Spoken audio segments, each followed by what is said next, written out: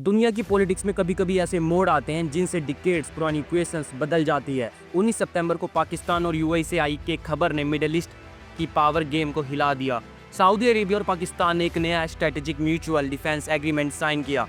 नाम सुनते ही सबको लगा यह तो एक डिफेंस डील होगी, लेकिन जब एनालिटिक्स ने डिटेल पढ़ी तो समझ आया कि यह पैक्ट रियाद के पैसों और पाकिस्तान की न्यूक्लियर मिलिट्री को प्रैक्टिकली एक साथ ला रहा है। यानी जैसी यूएसए का नाटो है, उसमें रूल है कि अगर एक नाटो कंट्री पर अटैक हुआ और वो कंट्री नाटो मेंबर है तो वो अटैक पूरे नाटो मेंबर्स यानी सब कंट्री पर अटैक माना जाएगा। यही पाकिस्तान ने सऊदी अरेबिया के साथ डील की। अगर आने वाले टाइम में सऊदी पर कोई कंट्री अटैक करती है तो वो अटैक पाकिस्तान पर माना जाएगा और पाकिस्तान मिलिट्री प्रोवाइड करेगी और सऊदी अरेबिया पाकिस्तान को पैसे फंड करेगा।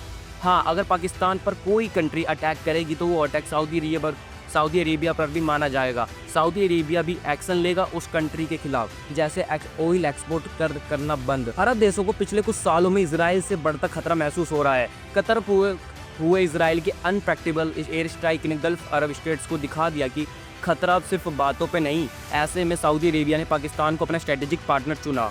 पाकिस्तान के डिफेंस मिनिस्टर ख्वाजा मोहम्मद आसिम ने रेटार्स को कहा कि न्यूक्लियर वेपन इस पैक्ट का हिस्सा नहीं है और यह एग्रीमेंट आगे चलकर दूसरे गल्फ नेशन तक एक्सटेंड किया जा सकता है। उन्होंने साफ कहा, हम इस पैक्ट को एग्रेशन के लिए यूज करने का इरादा नहीं रखते, लेकिन अगर पार्टी थ्रेट होती है तो ऑब्वियसली ये एग्रीमेंट ऑपरेटिव हो जाएगा। दूसरी तरफ न्यूक्लियर इशू को अलग नजरिए से देख रहे हैं। सऊदी अरेबिया कई बार कह चुका है कि अगर उसका राइवल ईरान न्यूक्लियर वेपन हासिल करता है तो वो भी ऐसा ही करेगा। अब इस एग्रीमेंट को एनालिटिक्स की एक तरह के डी फैक्टो न्यूक्लियर शील्ड के रूप में देख रहे हैं। इजराइल, जिसे मिडिल ईस्ट का ओनली न्यूक्लियर स्टेट माना जाता है, इस डेवलपमेंट को बारीकी से देख रहा है। क्योंकि ईरान ने न्यूक्लियर वेपन क्रिएट कर लिए तो पाकिस्तान भी सऊदी अरेबिया को इस डील के नज़रिए से न्यूक्लियर वेपन प्रोवाइड करवा सकता है, जो इजराइल के लिए भी एक खतरा है। पाकिस्तान दुनिया का अकेला मुस्लिम मेजोरिटी देश है जिसके पास न्यूक्लियर वेपन है। एशिया के पुअर देशों में गिने जाने वाला यह देश अपने मच लार्जर एडवाइजरी इंडिया के खिलाफ 6 लाख से ज़्यादा सोल्जर की आर्मी रखता है। इंडिया और पाकिस्तान 3 बड़े वॉर्स अनगिनत क्लासेस लड़ चुके हैं। हाल ही में मई का 4 दिन का कॉन्फ्लिक्ट ऑपरेशन सिंदूर का सबसे हैवी फाइटिंग माना गया। पाकिस्तान डिफेंस बजट में इंडिया से कंप्लीट नहीं कर पाता, जो कम से कम 7 गुना बढ़ा है। ऐसे में डिकेड से सऊदी अरेबिया उसकी फाइनेंशियल हेल्प करता है। हाल ही में 3 बिलियन का लोन भी दिया। सऊदी अरेबिया ने पाकिस्तान को $3 बिलियन का लोन भी दिया। पॉलिटिकल कमेंटर हुसैन करते हैं, पाकिस्तान के पास मिलिट्री कैपेबिलिटी है और बदले में उसे इकोनॉमिक स्ट्रेटेजिक मिलती है। पाकिस्तान गल्फ नेशन के लिए न्यू स्ट्रेटेजिक ऑप्शन बन रहा है।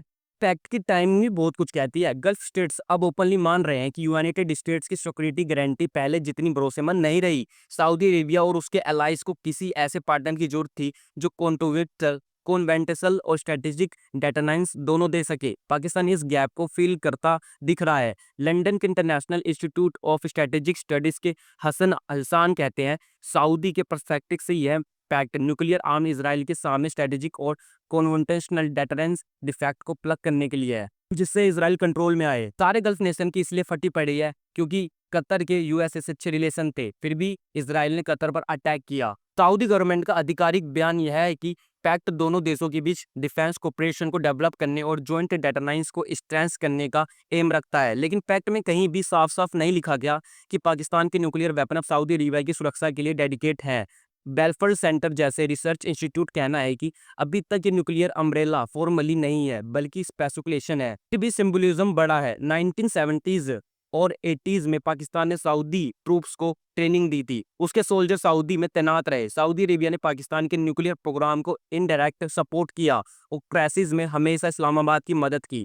इसने पैक्ट ने इस पुराने रिश्ते को एक औपचारिक स्ट्रक्चर सिक्योरिटी पार्टनरशिप बना दिया है। मैं आपको बता दूं कि जब पाकिस्तान न्यूक्लियर वेपन टेस्ट कर रहा था और पाकिस्तान पे यूएसए ने सैंक्शन लगा दिए थे, तो सऊदी अरेबिया एक ऐसा लौता देश था जिसने पाकिस्तान को ऑयल फ्री में दिया था, फ्री में ऑयल एक्सपोर्ट किया था ताकि वो सैंक्शन से बचे रहे, को फाइनेंशियल हेल्प मिलते रहे।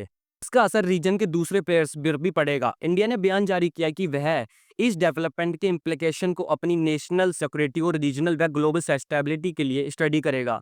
ईरान भी इसे अपने स्ट्रेटेजिक कैलकुलेट्स में शामिल करेगा। इजराइल पर प्रेशर बढ़ता है क्योंकि यह पहली बार है जब किसी न्यूक्लियर आर्म मुस्लिम नेशन ने गल्फ रीजन में ओपनली डिफेंस पैक्ट किया हो। दूसरा और चैलेंज भी है, पैक्ट में न्यूक्लियर शेयरिंग या ऑपरेशनल प्लान्स पर क्लैरिटी नहीं है। अगर ये पर्सपेक्टिव्स बनता है कि सऊदी अरेबिया को पाकिस्तान की न्यूक्लियर कैपेबिलिटी मिल गई है तो नॉन प्रोफेशनल्स रीजन और इंटरनेशनल प्रेशर बढ़ सकता है। डिप्लोमेटिकली इंडिया और ईरान के साथ संबंधों में तनाव आ सकता है। लेकिन एक बात साफ है, यह सिर्फ एक डिफेंस डील नहीं है, ये मिडिल ईस्ट और साउथ एशिया के स्ट्रेटेजिक मैप को रेड्यू करने वाला कदम है। सऊदी अरेबिया और पाकिस्तान की डिकेड्स पुरानी दोस्ती अब एक फॉर्मल स्ट्रक्चर में बदल गई है, जो जॉइंट डेटरनेंस और म्यूचुअल डिफेंस पर आधारित है। और इस कहानी का यही क्लाइमेक्स है। न्यूक्लियर अम्ब्रेला की धारणा जितनी शक्तिशाली लगती है, उतनी ही संवेदनशील भी है। डॉक्ट्रिन की सीमाएं, इम्प्लीकेशंस की चुनौतियां, डिप्लोमेटिक सेंसिटिव, यह सब इस नई अलायंस के साथ जुड़ा हुआ है। ये पैक्ट शायद अभी शुरुआत है एक नए स्ट्रेटेजिक युग का, जिसमें देशों को सिर्फ अपनी नहीं बल्कि दूसरों की सुरक्षा की भी जिम्मेदारी महसूस होती है। और यहाँ पर इंडिया की जियोपॉलिटिक्स भी फेल होते हुए दिख रही है, क्योंकि सऊदी अरेबिया और इंडिया के रिलेशन बहुत अच्छे थे। फिर भी सऊदी अरेबिया ने ये जानते हुए कि पाकिस्तान इंडिया का दुश्मन है, वो पाकिस्तान अटैक करता रहता है, आतंकवादी हमले करते रहता है, फिर भी उसके साथ डील की, उसे फाइनेंशियल पैसे भी दिए ताकि, और ये पता भी नहीं है कि जो सऊदी अरेबिया उनको फंडिंग देगा, क्या पता पाकिस्तान उसी को आतंकवाद में यूज़ करे। तो इंडिया को फिर से दोबारा धोखा मिल चुका है। अगर आपको ये एनालिटिक्स पसंद आया हो तो लाइक और सब्सक्राइब जरूर करें, और कमेंट में बताइए कि आपको लगता है कि ये पैक्ट मिडिल ईस्ट की जमीन हिला देगा।